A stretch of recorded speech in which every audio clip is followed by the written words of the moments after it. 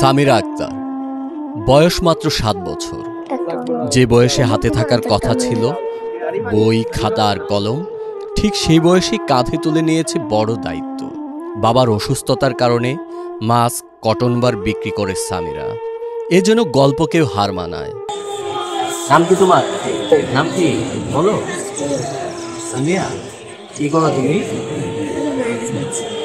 আর কি আছে? কটন বানিয়েছি, আঁকো করছি, পায়ের মোজা করছি। কি জন্য তুমি পড়াশোনা করতে ইচ্ছে করে না তোমার? ইচ্ছা করে তোমার পাও ভাঙে।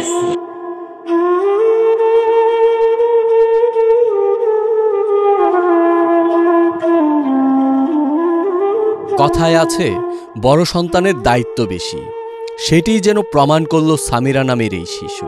3 ভাই বোনের মধ্যে বড় সামিরা, তাই পুতুল খেলার বয়সে পরিবারের হাল ধরার চেষ্টা করছে সে। জাতীয় মসজিদ বাইতুল মুকাররমের দক্ষিণ গেটে ঝুড়ি হাতে নিয়ে মাস্ক, কটন বার বিক্রি করে পরিবারকে সহযোগিতা করছে এই ছোট্ট সামিরা। তুমি কি বড়? প্রত্যেকদিন কত টাকা বিক্রি করো? 200-250 টাকা।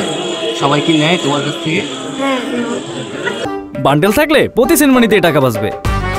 বিকাশ সেনমানি বান্ডেল কিনে জিতুন প্রতি লেনদেনে। ছোট্ট কাঁধে বড় দায়িত্ব সামিরার, সেই সঙ্গে আছে একরাশ স্বপ্ন। হাত মোজা পরবা তুমি? এই হাত মোজাটা তোমার আমি গিফট দিই।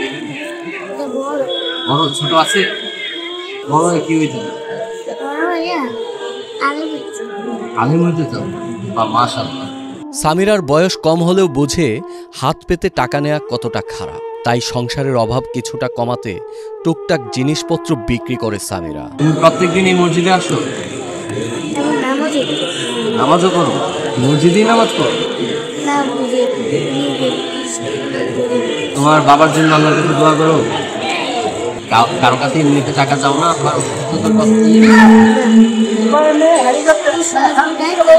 সামিরা জানে না জীবনে চলার পথ কতটা কঠিন, কিন্তু অল্প বয়সী জীবনের সাথে সংগ্রাম করে চলছে তার জীবন।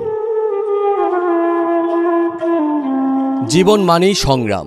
ঠিক তখন সামিরা দেখায় স্বপ্নের দিশা। এক জীবন যোদ্ধা, এক অনুপ্রেরণার নাম সামিরা। এভাবেই জীবনের গল্প শোনাচ্ছিল সামিরা। সামিরার বাবা অসুস্থ, সে মানুষের কাছে হাত না পেতে সে বিভিন্ন জিনিস বিক্রি করে মানুষের কাছে সাহায্য চাইছে, সহযোগিতা চাইছে তার বাবাকে সুস্থ করার জন্য, তার বাবার কিনা। এভাবেই প্রতিদিন সে বাইতুল মুকাররম মসজিদে আসে, বিভিন্ন মানুষের দাঁড়ে দাঁড়ে ঘুরে বেড়ায়, একটি কটন আর একটি হাত মোজা বিক্রি করে। কেউ বা তার কাছ থেকে টাকা দিয়ে নেয়, আবার কেউ বা ফিরিয়ে দেয়। তার দু চোখে স্বপ্ন, তার মায়ের স্বপ্ন পূরণ করবে সে একদিন আলেম। সেই স্বপ্ন নিয়ে চলছে সামিরার পথ।